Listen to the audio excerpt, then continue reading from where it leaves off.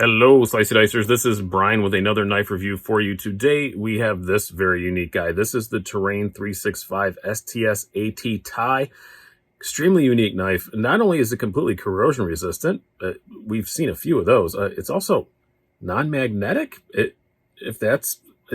never, don't know a reason why you'd want a knife be non-magnetic, but you know, this one is. But yeah, the blade is not steel. It is dendritic cobalt under their name of Terravantium. We'll talk a lot more about that when we get to the blade. Don't worry. It has some other unique features such as a glow-in-the-dark thumb stud. It is not inexpensive. It's $395.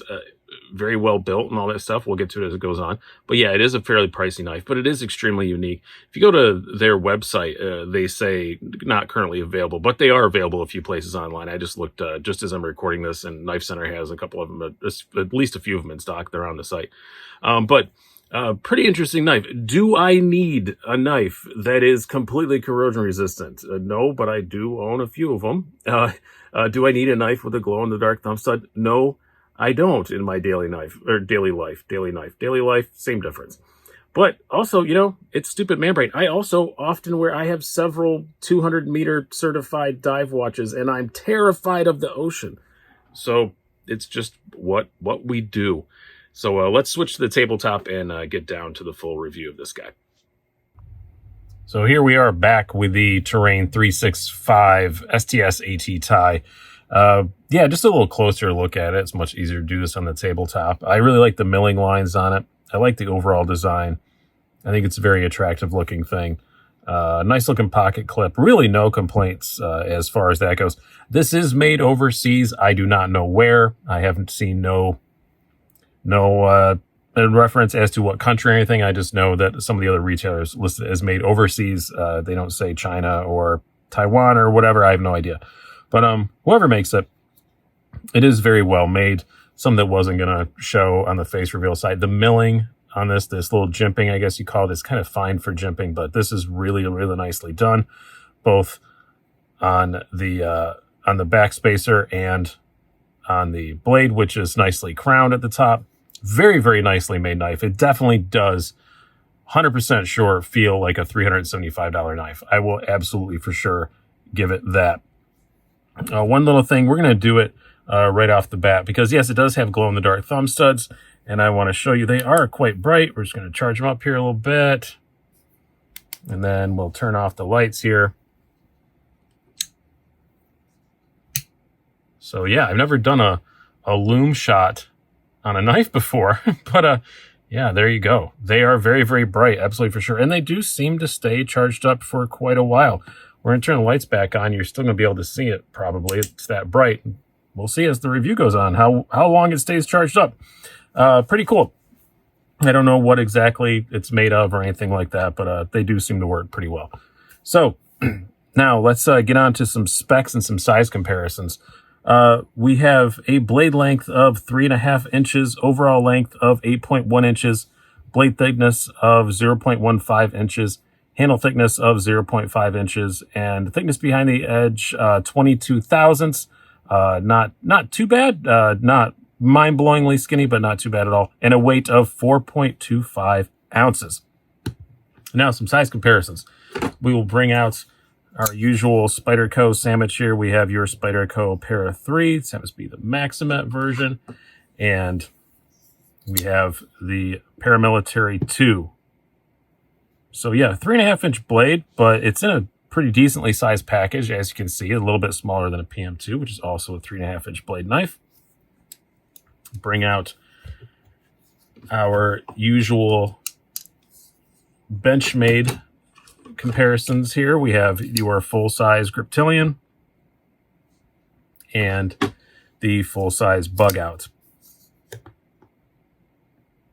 And a random cat hair.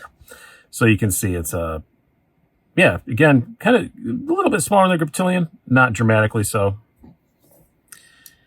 And now a couple of other knives that are in the same sort of, you know, completely corrosion resistant sort of knives, too, that I own. Like I said, I do own a bunch of these. I have a couple more other than these, but these are the most applicable. We have the Spyderco Spidey Chef which is LC200N steel and all titanium and ceramic, and the Vanex Quiet Carry Waypoint. So yeah, it's a little bigger, a little heftier than the Waypoint. Not quite as bulky as the Spidey Chef, but about the same length, maybe just a very tiny tick longer. So what do I think about this knife? First of all, obviously we have to talk about primarily this blade. I like the name that they chose, that they trademarked, Terravantium. I've said it before in live shows, but if you are just searching for this, it sounds like something that Cobra would be trying to steal from G.I. Joe.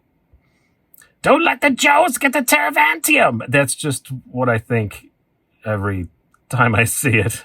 Once we have the Terravantium, we will rule the world! It just sounds like something Cobra Commander would scream.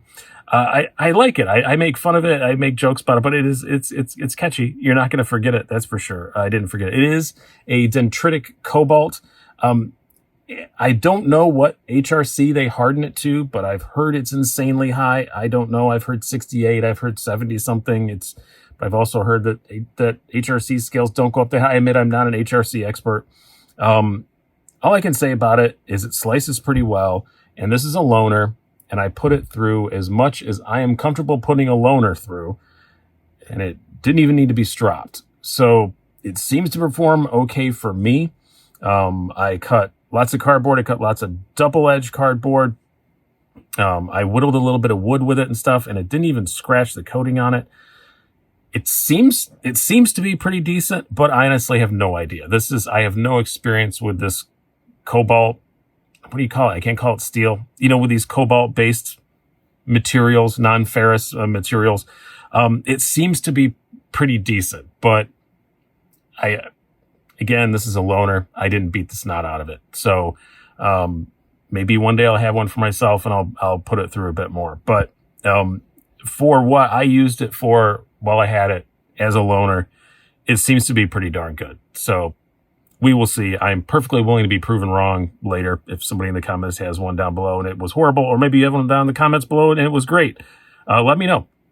Because again, this is a loaner, so I didn't put it through hell and back at all.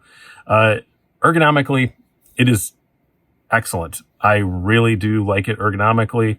It has a little bit of a finger cutout. If you have really giant fingers, maybe you won't like that. I like the old school looking finger guards. I just like the way that this looks. They say that it is inspired by a Loveless, which are beautiful classic knives, and it does kind of look like that, and I have no problem with that. They say, yeah, it's inspired by a Loveless. That's completely fine with me. It's not a copy by any means, but it's just kind of a really modern interpretation on an old Loveless, and I love the way that the ergos work with these guards and everything, and the look too. But yeah, it's just, and the jimping up here is very well placed, and again, nicely crowned spine, very comfortable to put your finger anywhere, but that jimping's in a really good spot. I do like to have jimping in a really good spot on the spine of a blade, and they nailed it. It's really excellent. Pocket clip, can't really feel it. I mean, it's there, but it's definitely not a hot spot or anything like that. These striations give you a bit more grip, but more in the up-down than the front and back. But yeah, ergonomically, I have zero complaints at all. There's no sharp edges where they shouldn't be, anything like this. Again, whoever makes this, it is extremely well finished. As far as the carry goes, no flipper tabs, so you don't have to worry about that. We'll bring out a Yo Levi's. This pocket clip tension is excellent. This is a really well done titanium pocket clip. The tension is good enough to hold it in there, but not so much that it's going to catch, on the seam of your jeans or anything like that. Weight, 4.25 ounces. It isn't exactly a lightweight, but it ain't too bad. And it's super easy to get your hand by. It carries really well. You can kind of feel that finger guard a little bit, but it's not bad, or hilt, whatever you want to call it, the faux hilt. But yeah, it ain't bad. It carries pretty good. It's been a pleasure to have around in my pocket. As far as deployment goes, makes a good sound. It is running on ceramic bearings, again, to keep with that non-magnetic completely corrosion resistant thing. Again, this is not mine, so I did not take it apart, but it's pretty drop shutty even without taking it apart and cleaning it up. And you can see that loom is still going. Yeah, it's definitely fires very reliably. I like it a lot. You can't even Spidey flick it. It's the action on it is just really, really satisfying. And again, I think if I took this apart and re-lubed it, it would be even better. Overall, I really like this. It's an extremely unique thing. Is it a thing that most of us need?